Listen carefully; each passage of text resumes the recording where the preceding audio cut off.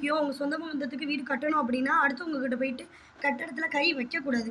ஒண்ணு வச்சோன்னா அது ஃபினிஷிங்கா முடிச்சு குடுக்கணும். இந்த கொத்தனார் ஒரு கொத்தனார் இல்ல, எல்லா கொத்தனாருக்கும் சொல்றேன். இங்க பாதி, அங்க பாதி, அங்க பாதி நாய் நக்குன மாரி நக்கி விட்டு போறது. இது என்ன பழக்கம்? என் வீட வந்து கட்ட ஆரம்பிச்சு, இன்னும் சென்ட்ரிங் நிக்கல. என்ன, என் கொத்தனாரு எனக்கு அப்புறம் வந்து வேற கட்டடத்த போய் கட்ட ஆரம்பிச்சு, அவங்க சென்ட்ரிங் போட போறாங்க. அவங்க சென்ட்ரிங் போட போறாங்க. அப்போ வந்து அவங்கவங்க சொந்த பந்தத்துக்கு தேவை அப்படின்னா, சொந்த பந்தத்துக்கே போ வேண்டியது தானே. எதுக்கு மத்தவங்களுக்கு வார? ஏன் என் வாயில வந்து விழுகுறீங்க? வயிறு எரியுது பத்திக்கிட்டு. உண்மைய சொல்ல போனா, என் பிள்ளை வந்து 7 மாசமா நல்ல சாப்பாடு இல்லாம என் பிள்ளை தவிக்குது தெரியுமா? ஆ ஆனாக்கு அடுத்தடுத்து சொல்லிக் குடுக்க கூட தாய் இல்லாம சீரழிஞ்சுக்கிட்டு கிடக்கு. வயசான கிழடு கட்டைக்கெல்லாம் என்ன? வயசான கிழடு கட்டைக்கெல்லாம் என்னப்பா? குறையா இருக்குதா? உன் சொந்த பந்தம் அதனால வயசாயிட்டு அப்படின்னு நீ வீடு கட்டுற.